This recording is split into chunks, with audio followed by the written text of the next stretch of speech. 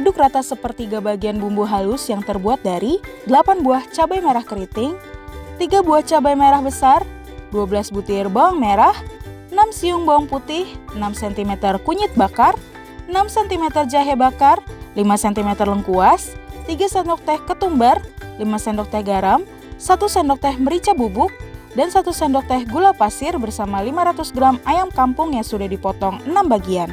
Masak sampai berubah warna, tuang 600 ml air secara bertahap. Masak sampai matang dan meresap, bakar ayam sampai kecoklatan lalu sisihkan.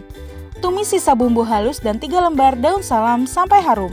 Masukkan 200 gram kentang potong, 25 gram kacang hijau, 2 batang daun bawang potong 1 cm, dan 100 gram kelapa parut sangrai lalu aduk rata.